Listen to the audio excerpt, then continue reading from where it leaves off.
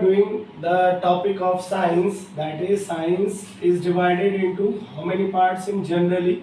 Physics, chemistry and biology.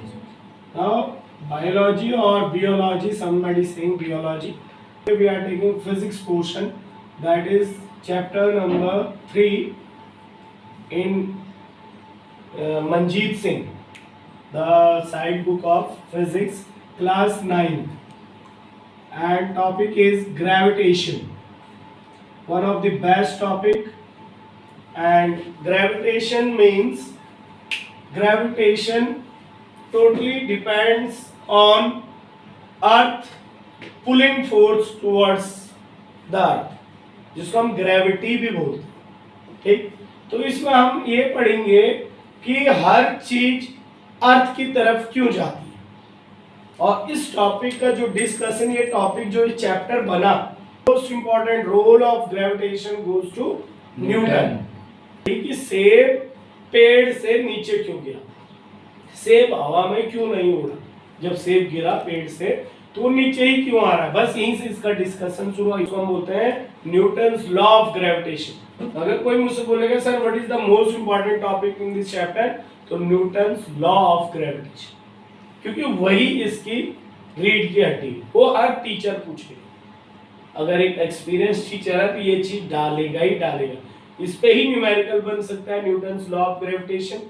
और Newton's law of gravitation क्या कहता है, पहले हमें यह समझना पड़ेगा कि जो ये नदी है ये जमीनी पे क्यों चल रही है, इतनी बड़ी बड़ी नदियां हैं, ओशंस हैं, ये ऊपर उड़ क्यों नहीं रहे, क्योंकि इनको अर्थ ने खींच के रखा। अगर छोड़ दिया तो देहरादून बाड़ी में बह जाएगा,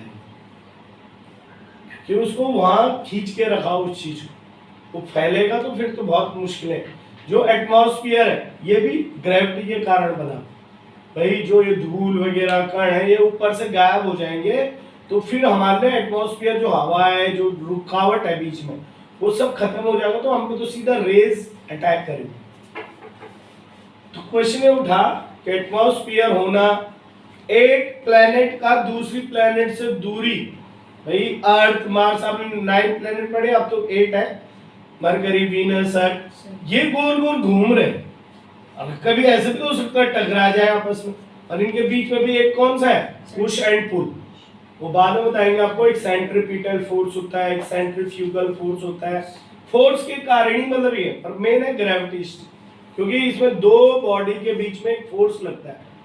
ठीक, तो ग्रेविटेशन का जो न्यूटन्स का लॉ है, इसने कहा दो बॉडी लो, एक बॉडी छोटी ले ली और एक बॉडी बड़ी ले ली, suppose, and this is earth, इसको बोलते हैं ME for mass of earth, और अर्नब सबलिया Singh mother earth, mother earth भी बोल सकते हैं, लेकिन यहाँ पे मास है।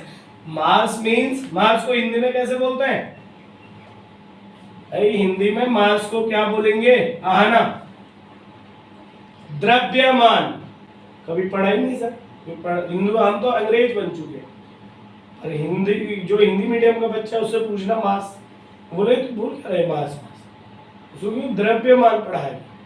तो द्रव्यमान अर्थ का ये है, और बॉडी जैसे सपोज मैं या एप्पल, उसका हमने छोटा एम मान लिया, ये मास ऑफ बॉडी है, इसको छोटे एम ही से रिप्रेजेंट करते। ठीक, तो कहा इनके बीच में एक फोर्स लगेगा, और वो फोर्स उसे खींचेगा, किसको, एप्पल को अपनी तरफ, जिसकी मास ज्यादा वो ज्यादा खींचेगा, इसका मास कम है तो ये जाएगा इसके पास। ठीक, तो अब क्वेश्चन उठा कि ये इसको खींचेगा तो कितने ताकत से खींचेगा, क्या फोर्स लगेगा, तो न्यूटन्स ने कहा वो लगेगा इनके प्रोडक्ट ऑफ मास के बराबर। इनका प्रोडक्ट मतलब मल्टीप्लाई होना चाहिए मास, पहली condition, directly proportional.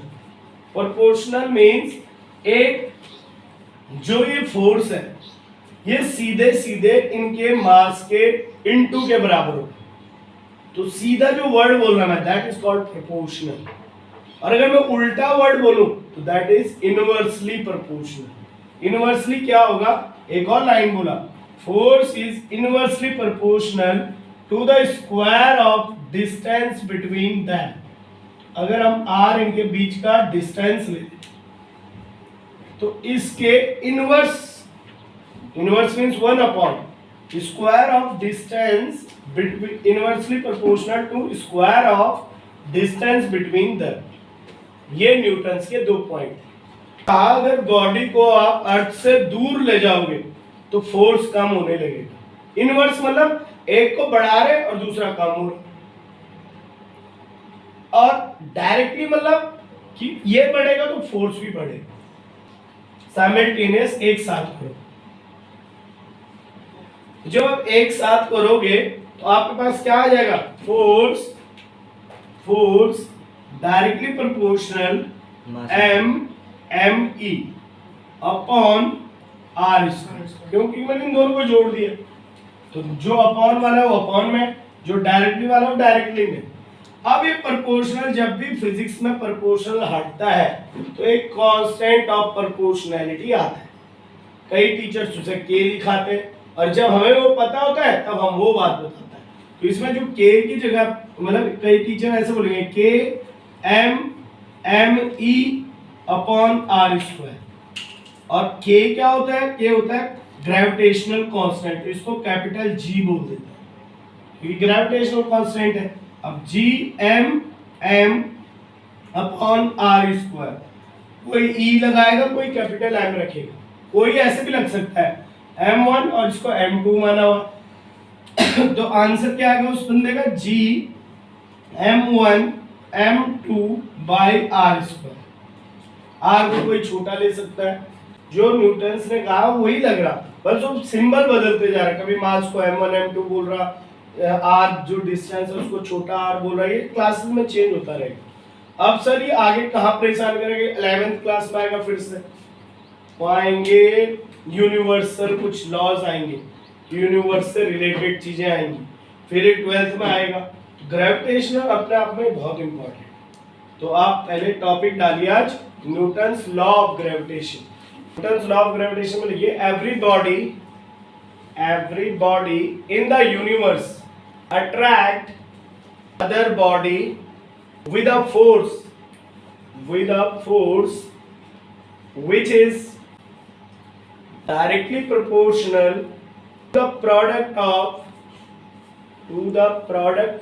their masses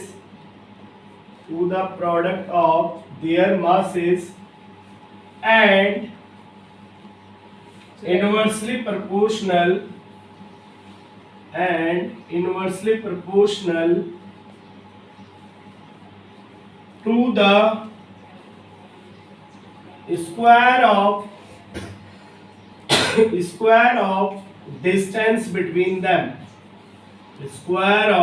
distance between them. Now to prove Newton law of gravitation, अब हम इसका प्रूफ कर रहे हैं मैथमेटिकली। तो लिखिए to prove Newton's law of gravitation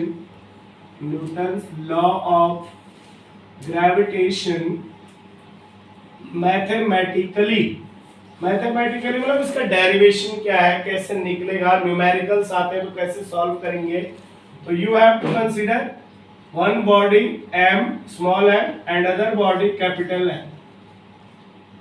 Now इसके बीच का डिस्टेंस, इन दो बॉडी के बीच का डिस्टेंस हमने मान लिया क्या, कैपिटल R।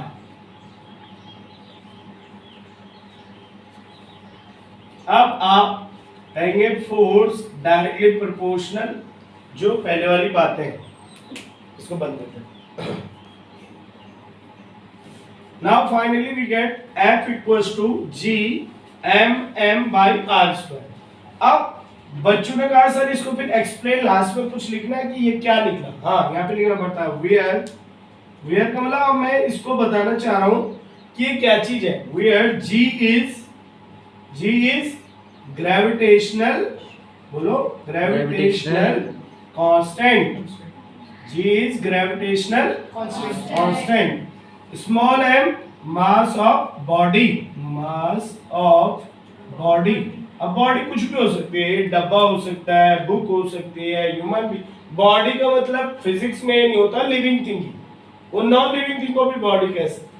ठीक, अब capital M mass of earth, mass of earth, और R distance between earth and body, जो आपने कंसिडर बॉडी करी हुई उसके बीच का डिस्टेंस है आर। तो ये इंपॉर्टेंट है, मोस्ट इंपॉर्टेंट ग्रेविटेशन चैप्टर्स, ये डेरिवेशन नोट कर लीजिए।